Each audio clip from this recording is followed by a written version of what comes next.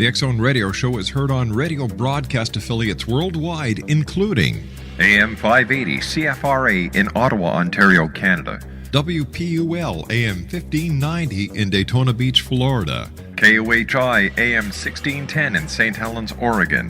KHRO AM 1150 in El Paso, Texas. And for more information on becoming a professional broadcast affiliate of the X Zone Radio Show, visit www.xzbn.net or call toll-free worldwide 1-800-610-7035.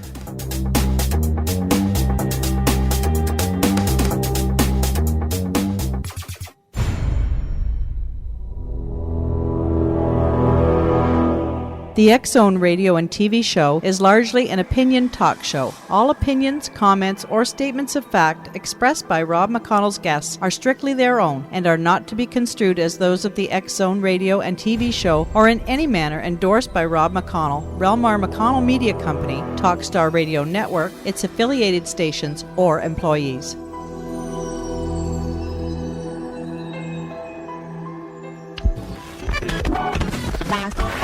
All Hit Radio.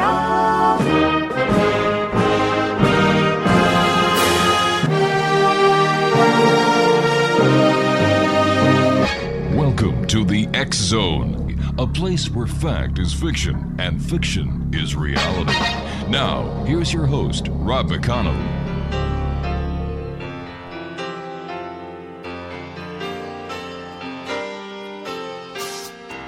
Hello, yeah, it's been a while. Not much. How about you? I'm not sure why I called. I guess I really just wanted to talk to you. And I was thinking maybe later on we could get together for a while. It's been such a long time and I really do miss your smile. I'm not talking about moving in, and I don't want to change your life, but there's a warm wind blowing the stars around, and I'd really love to see you tonight. And welcome back, everyone. This is the X Zone, coming to you from our studios in Hamilton, Ontario, Canada. And my name is Rob McConnell. My guest this hour is Ben ABBA. We're going to be talking about Secrets of an Immortal. Now, Ben is a modern-day Plato with an important story to tell. The story of a real man living among us who has seen nearly 2,800 years of history through his own eyes. Ben grew up in a traditional household in Middle America where he excelled in physics, mathematics, chemistry, biology, geography, history, and biblical studies. From his college years, he has gained extensive experience in computer and business security, which he uses to protect financial institutions' information and assets. He is also a professional remote viewer. Ben ABBA's love for the sciences and his insatiable curiosity opens his eyes to many possibilities that our universe has to offer. However, his business and technical skills made him very skeptical. Now, when he sought to find the oldest person alive on planet Earth, he used his skills in tracking down hackers and financial fraudsters, along with his unique researching skills to locate and make contact with a person, are you ready for this? Older than 150 years old. What he found was shocking, even for someone with an open mind like his. However, after a couple of long interviews and lots of research, what started out to be unbelievable soon turned into incredible. Ben ABBA this hour is the author that brings this amazing mystery all together in Secrets of an Immortal. The website is secrets-of-n-immortal.com. And Ben, welcome back to the X Zone. Great having you with us. Thank you, Rob. It's a great honor to be back and enjoying our great interview we had from last time. We shared a lot more to talk about, and I'm looking forward to it tonight. Ben, every time I think about your story, every time I read the information that you send me, it seems more and more incredible. However, what I've learned over the years doing this show is whatever seems to be incredible is really normal. Yes. In fact, I was thinking about that the other day. If I could write a fictional story, it would be more believable than the story I'm going to tell you about tonight. In fact, I consider myself a pretty sharp mind, but I cannot come up with a story fictionally as more incredible as what we're going to talk about. It's just, I think that's the truth is the truth is stranger than fiction. That's right. I think you found that out yourself. All right, please stand by, Ben. You and I have to take a 2-minute commercial break. X-Zone Nation, Ben ABBA is our special guest. Secrets of an Immortal. Once again, his website, www.secrets-of-and-immortal.com. And Ben ABBA and I will return as the X-Zone continues from our studios in Hamilton, Ontario, Canada. My name is Rob McConnell. Don't go away.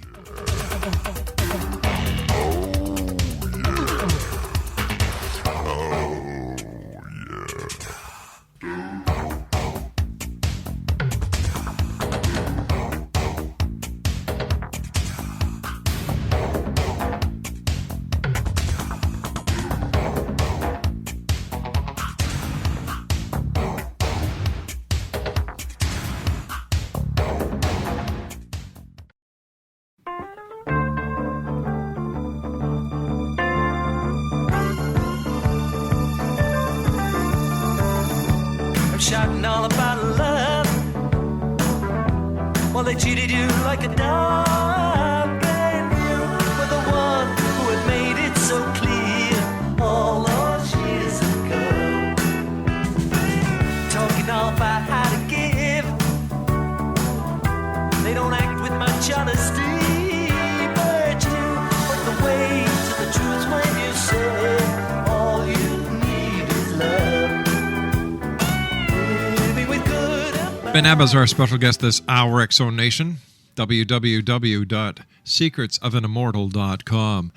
Ben, what are some of the developments that you've had since you and I last talked and discussed Secrets of an Immortal? Well, I attended the recent festival called Kumbh Mela. It's held every 4 years in different places in the country of India.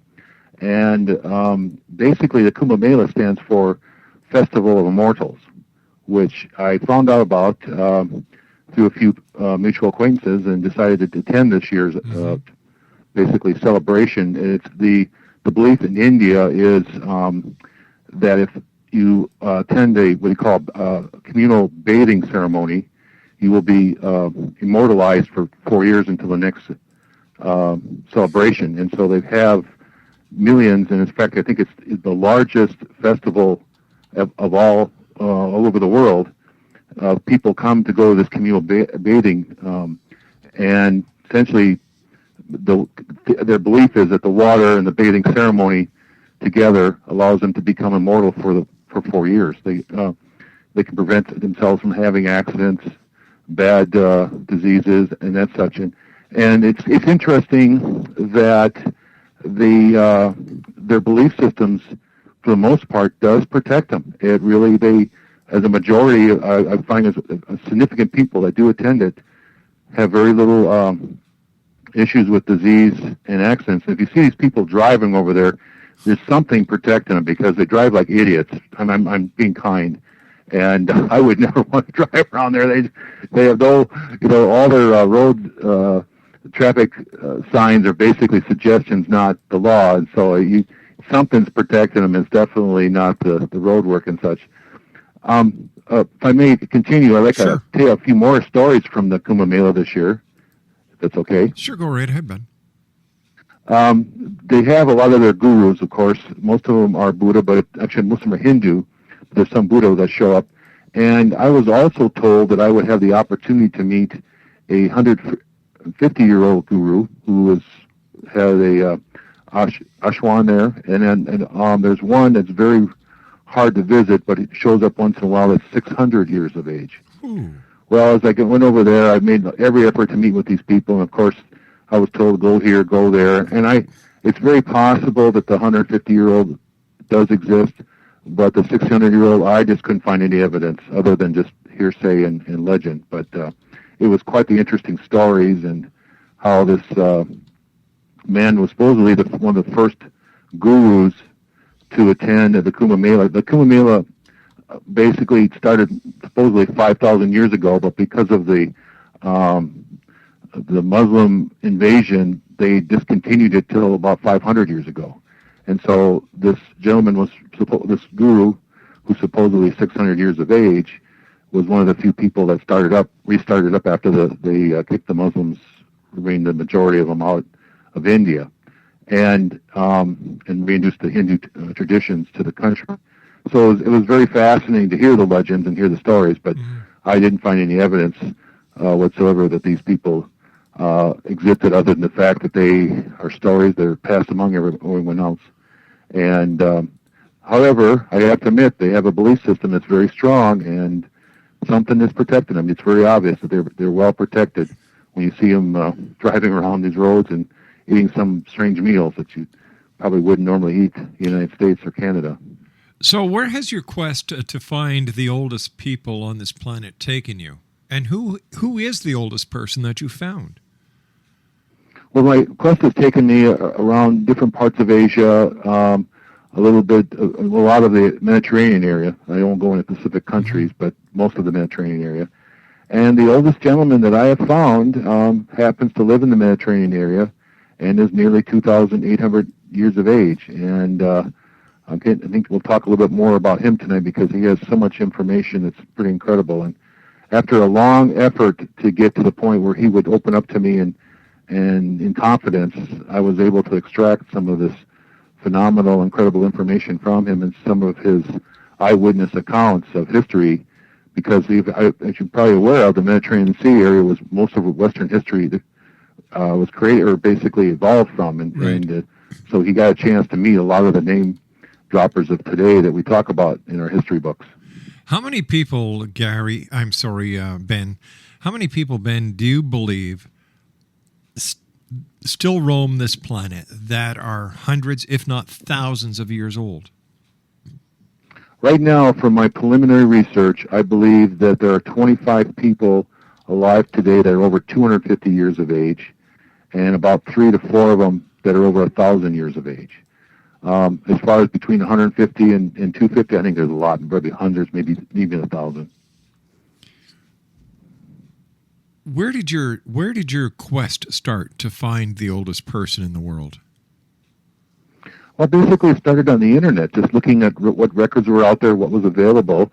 As you probably well know, the Guinness World Book of Records has the oldest person alive as 122 years of age. Mm-hmm.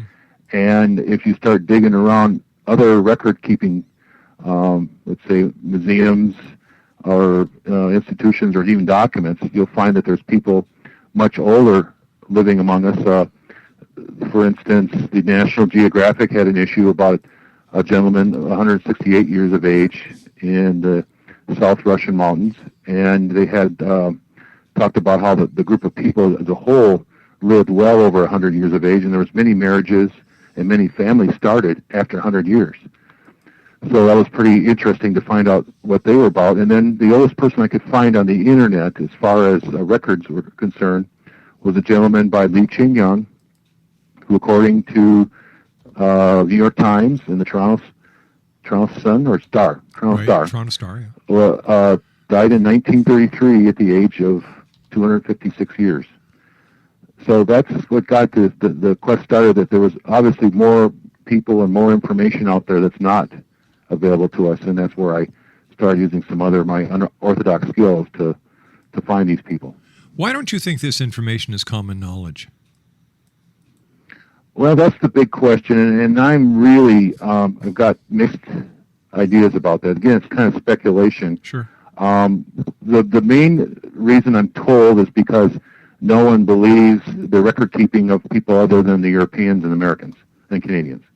I don't buy that, but that's what they're told. I don't believe that people that 1,000 years ago would lie on their gravestone. Yeah, maybe 1 or 2, but not hundreds of people. And there's a lot of gravestones out there with over 100 to 150 plus people on their age, according to the gravestone. So you see that, you look at it, and you go, well, again, we don't have the concrete proof that these people lived that long, but we do have sufficient evidence to fully believe that at least one or two of them probably did. And then there's a lot of group of people, like I said, in Russia. In fact, there's a woman I think that just celebrated 157th birthday. I can't remember the exact date recently, and she's got documentation from the Russian government that she's well over 122 years of age, but Guinness Book of World Records won't accept it. So I think one of it has to do with record keeping. Another I think has to do is that there's some political thing behind it. I don't want to get too much into conspiratorial theories, but when I started talking about this on various forums, I started getting really nasty emails, in fact, some threats by people who I didn't understand. Why would you be upset that I'm talking about people that I've met over 150 years of age?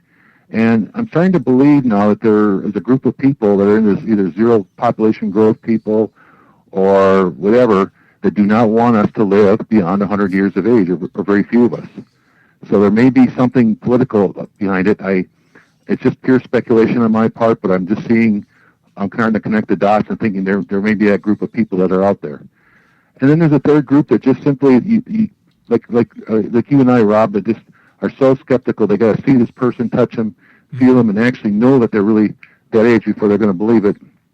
And they're not going to talk about it unless they do. So, that's the group of people that I want to talk to, at least give them what information I do have, and let them make up their own mind, because they're the ones that got to, find their own evidence in a sense. Even though I can only present them with so much, they'll have to find the rest of it to relieve their skepticism of the possibility that these people could live that long. Now, the 2,800-year-old man, I understand for reasons of security and confidentiality, there's not a lot you can tell us as far as who he is, where he is, and so on, and I respect that, Ben.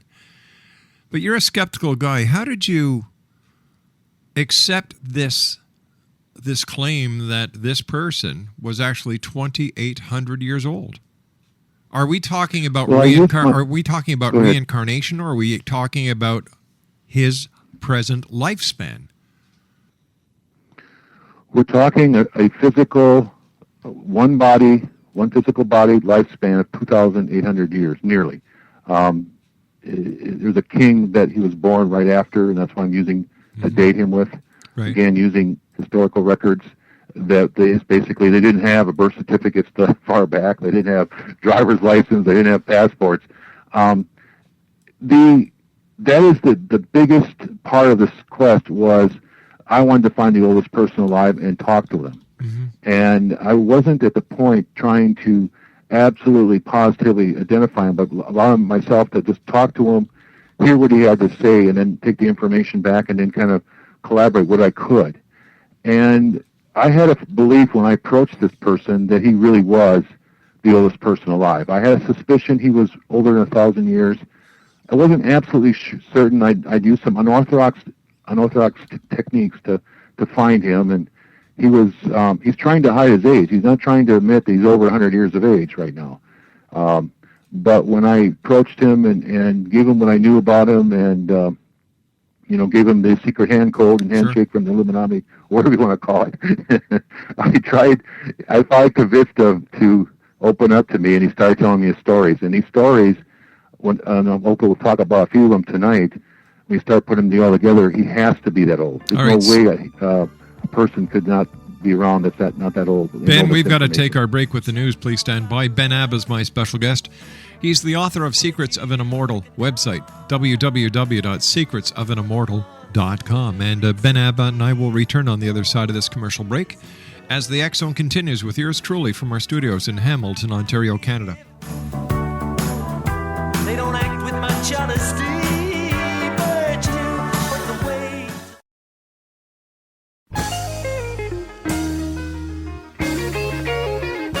You're listening to the X Zone Radio Show, live and around the world on the Talkstar Radio Network. X-Zone Broadcast Network, UK High Definition Radio, Euro High Definition Radio, and Star Cable. Our toll-free telephone number worldwide is 1-800-610-7035. Our email address, xzone@xzoneradiotv.com. On MSN Messenger, X-Zone Radio TV at hotmail.com, And our website, www.xzoneradiotv.com. Backseat of a Greyhound bus, rolling down Highway 41.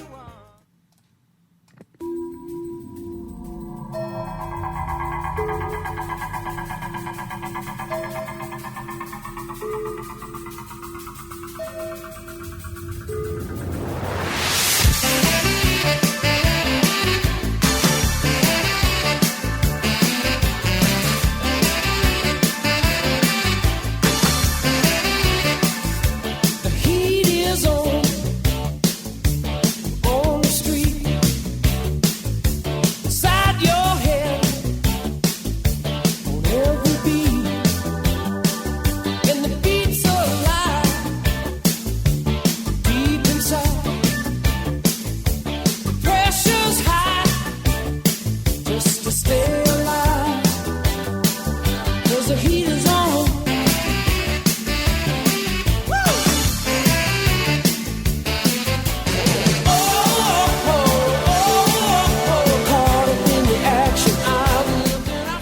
Ben ABBA is our special guest, X-Zone Nation.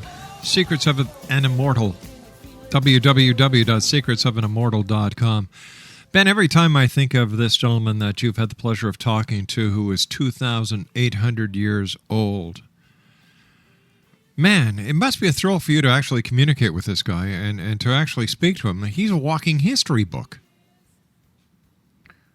Yes, and that was kind of one of the side benefits from finding this gentleman. I was actually looking to find out how he survived. What does he eat? What does he do for a daily routine? Does he have a religious belief? Does he have some kind of other spiritual belief? That's what my main personal goal was. Right. And then as he started talking and opening up to me about his history, I started getting goosebumps and then more goosebumps. And finally, now I have a permanent set of goosebumps because everything he's told me, and especially as after I collaborate some of his information, it's just like, wow, this is for real. And I'm talking to this guy, and it's you get a chance once in a lifetime to meet one of these enlightened people like the Dalai Lama, and who I went to actually looking was supposed to meet this past spring at the Kumbh Mela. And then I had an opportunity to meet one of the popes in the past. And those guys are so enlightened. When you get close to them, you just know they're special people. And this is like that on steroids. I mean, this guy really is a very special person. What was it that he said to you that convinced you beyond a shadow of a doubt that this person is who he says he is? Well, I can't think of exactly one specific. There was so much. Mm-hmm. When he started talking to me, it's about some of his biblical experiences, which is I can only dab in a little bit. Sure, That's what really hit me home. In fact, he pointed out some things that I wasn't even aware of about our biblical history. And in fact, one of the things we talked about is he described in detail what I fully believe is the chalice from the Last Supper, what we call the Last Supper chalice. He described in detail seeing this when he was in the home of the guy we talked about from 2,000 years ago, Christ. And this is a chalice that I had seen in other places, in other documents, and in other research. So I kind of researched that ahead of time before I met him, and he was describing in detail what I suspected all along was what the chalice would have looked like. Have you had the opportunity of meeting this person face to face? I believe I have. You believe you have? I believe I have. How can you be so sure that he is who he says he is, and yet you only believe you have met him? I don't understand this. It's not it's very difficult to speak with. I don't understand. His language is very difficult to speak with. So he's a person who I communicated with for a long time before I mean, he isn't somebody you and I can just have a conversation like this with. If he was on the phone right now, you would kind of go, I don't quite understand it. But after I, made some tapes, made some other information, I was able to, believe that this is the person who I was talking to, and yeah. What does he like to talk about? He likes to talk about just living, how history repeats itself, some of his things. It took a lot of effort to get him to open up about his past. When I started talking to him about some memories that were very emotional to him, people he had lost in his past, that was difficult for him. But then once he opened up, he was pretty talkative about it. One of the people he met in his past, he had a relationship with, and it's going to be in the new book that's coming out, is a person who we now call today Madame Curie. He had a brief relationship with Madame Curie, which I would like to talk a little bit about tonight. Sure, go ahead. I've never... I'm just sitting here imagining how much grief and how much sorrow this poor man has gone through in his life, because he's an immortal.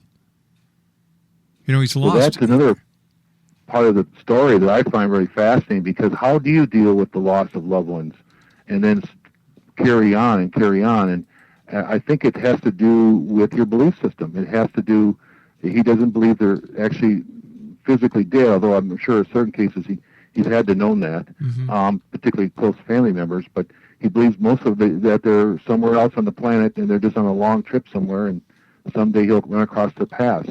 It's a belief that death is an option, and that these people chose to leave at their own accord, not because they were forced to or was a predetermined fate.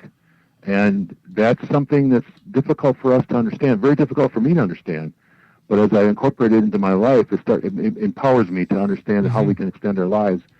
This one piece of the pie, that is extending our beliefs about death, and believe more in life than death. Not focus your life on how you're going to die or when you're going to die, but focus on how you can live as long as you so choose.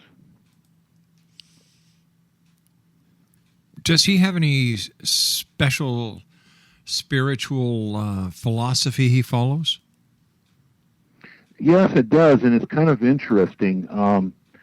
I call it the master. He's basically a master. He doesn't so much believe in a particular religion. He just believes he has a personal relationship with God, who is an invisible friend that's sitting there with him at all times, and he can sit over, turn his head, and just have a conversation, and believe he's having a two-way conversation. It's not just a one-way.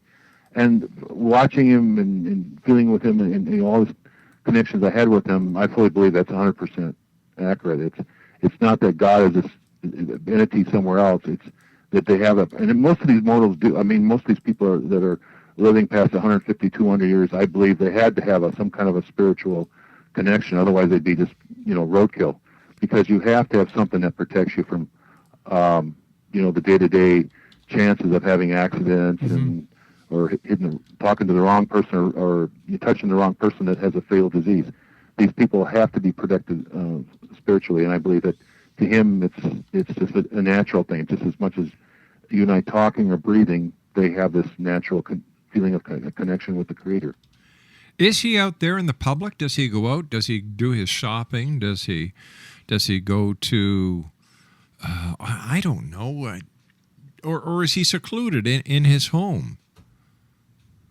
They all do, and that's what's so funny is they look like a standard senior citizen. They blend into our society very well.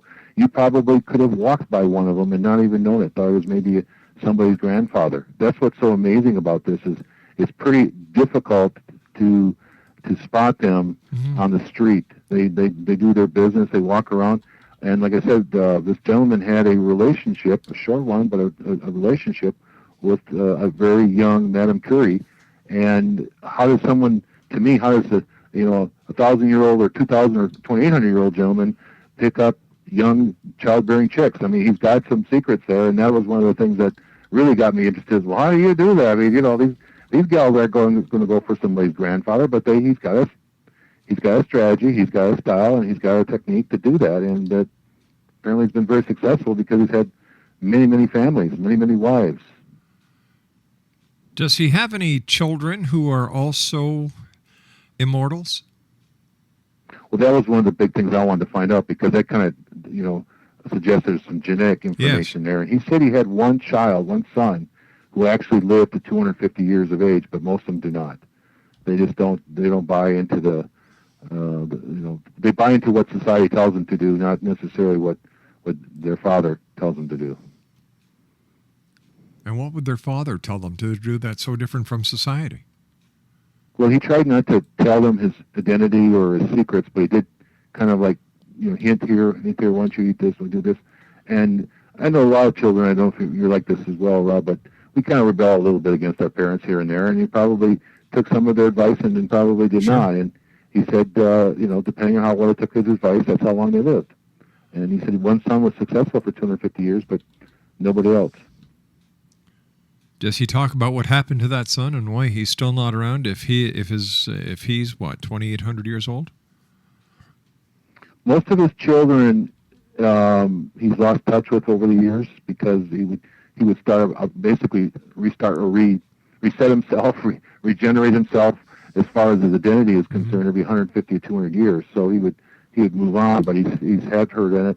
But that Pacific son, I have to admit, I didn't ask him what happened to him. I should do that next time I talk to him. Does he I just know he said it was about 250 years he lived. Does he maintain his same identity throughout his lifetime, or does he change identities? He does change identities about every 150 years.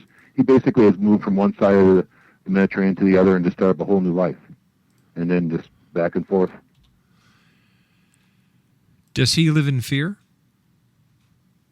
He doesn't live in fear, but he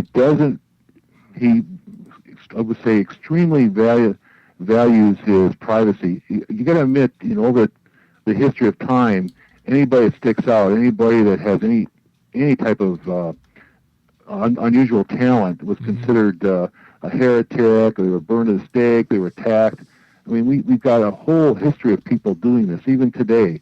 And so his concern is, if I open up my mouth and tell people what I am, I'm going to be, either barraged with people who want to be students, right, barraged with, the people that don't want him to be alive, or be captured by some government agency and turned into a lab rat. So I didn't pick it up as fear, but as more as just caution and desire to remain in privacy and enjoy his life the way he's got. He doesn't want to change his lifestyle that much. How old do you think he's going to live to? Well, I know this, from what I could tell, he's again, I did some of this remote viewing on him, and it is well past 3,000 years. I don't know how much past that, because it seems like, what's the mood of the day kind of a thing. I think he's only going to check out when he's bored, and that's pretty much what it is. So, and that's why I think when you have a person like this and a belief system like this, is when he really, really wants to go. And I think that the part of me being in his life is to extend his life further by helping him travel, because as we mentioned in the earlier show, it's going to be more and more difficult without proper ID to travel these days. And he loves to travel. And, he's going to need a person like me to get through all the hoops and difficulties of going from one place to another without people suspecting or knowing that he really is much older than he claims to be. Have you been able to acquire a fingerprint from him so that his identity could actually be verified? No, I have not visited him since we spoke last. That was one of the things that's on my to-do list. Yeah. So I'm trying to get to him this fall. I was going to try to get to him in the spring and end up, I was going to visit him on the way to India, just end up going to India because of some work concerns. What do you think it's going to be like meeting him one-on-one again? Awesome.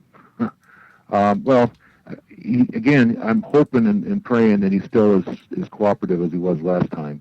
The first time I met with him, it was extremely difficult conversation, mostly through the door and through the area. But the second conversation got much better, and so I have had conversations with him, by other means, of course, and those seem to be gotten better. So the goal this time is to get a lot more chummy with him and spend more quality time. So I'm going to be trying to get to the point where I don't have to worry about, I don't have a time frame. I can only meet with him a certain amount of time. because of some of my work constraints, I had to cut short the last visit, and I really, really feel bad about that because this is like a once-in-a-lifetime opportunity. So I'm looking forward to a longer visit and doing some more things with him and maybe convince him to come to the United States. Tell me, and don't take this the wrong way, what happens if this guy isn't who he says he is? Well, that's always a possibility, unless you do a dissection of this man in front of, I'd say, at least 1,000 quality scientists. But I have no information that suggests otherwise to date. Do you think that he would be willing to let you take a fingerprint of him? I'm going to ask him. Or I'm going to ask him to try to get a hair sample. A DNA, yeah. And I don't know about a blood sample. That's the one thing I was trying the last time, and it Right. I just don't feel comfortable poking somebody without really getting it. But if he, has, for some reason, cuts himself and starts bleeding, I'll more than happy to clean up the mess. Gotcha. All right, you and I have to take our final break. Please stand by. Ben, great having you with us here in the X Zone. X Zone Nation, Ben ABBA is our special guest. We're talking about his book, Secrets of an Immortal, and we're also talking to a man who he's met and he believes is nearly 2,800 years old.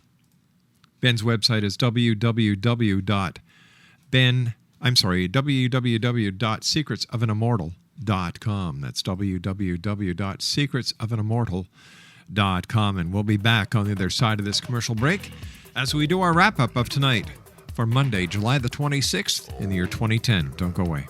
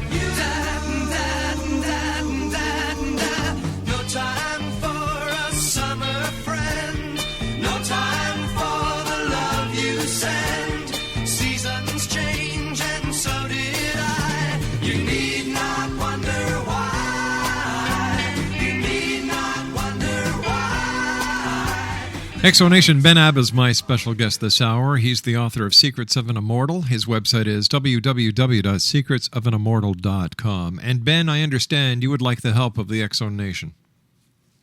Yes, this gentleman had his first photograph taken, he believes, by somebody in the Paris French, either press, the newspaper or magazine. And, of course, if we had his picture from 100 years ago and compared it to today, and it looks pretty much the same, I think that's pretty compelling evidence this gentleman is immortal, or dang well close to it. And so I've been talking to a lot of the people in Paris by email and correspondence, and they all suggest they have pictures of Marie, Madame Curie, who at that time was known as Marie, and her last name I can't pronounce, is a Polish name, but she, before she married Pierre Curie, was spent some time with this 2,800-year-old gentleman, and they attended very social occasions. And one of those social occasions, there was photographers, and he was part of the group with Marie at that time, right. Again, unmarried Marie Curie.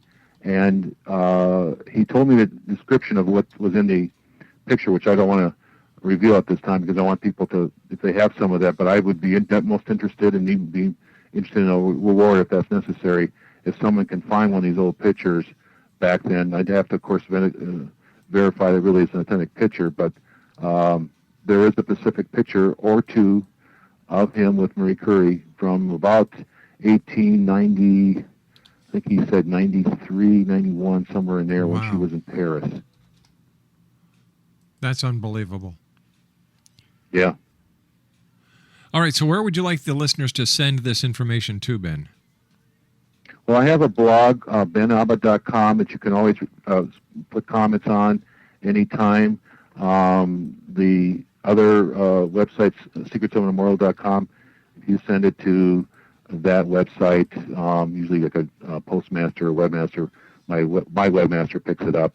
And then I'm on Facebook, I'm on Twitter. Just look up Ben ABBA. One of those places you can more than happy to send me some information to. And I get Super. quite a bit from there already. Ben, as always, great talking to you. Thanks very much for sharing this incredible story with us. And I'm sure the X Zone Nation will do their very best to help you solve this mystery. Thank you. I really appreciate it. And it's been an honor to be with you tonight. Once again, Ben, give your website, so will you, pal? It's secretsofanimmortal.com for to pre-order the book, and you'll get a free copy of my book, which I co-authored with Dr. Wayne Dyer, Wake Up Moments of Inspiration. And then my main blog where a lot of information is at is benabba.com. Ben, thanks for being with us. Great talking to you. Look forward to the next time when you and I meet here in the X Zone. Sounds great, Rob. You have a great day. Take care, my friend. Ben ABBA, once again, X Zone Nation, www.secretsofanimmortal.com, where you can just go to Google, enter Ben ABBA. Plenty of listings right there, but the main one that I would suggest is secretsofanimmortal.com. Well, that's it for tonight, everyone. I'd like to take this opportunity of thanking all our listeners around the world for sharing their time, no matter where you are, at home, work, or play with us here in the X Zone. So until tomorrow night at 10 o'clock, when once again we cross the time-space continuum to this place that I call the X Zone, take care of each other, love each other, and always remember to keep your eyes to the sky and your heart to the light. Good night now. To the world, closing time.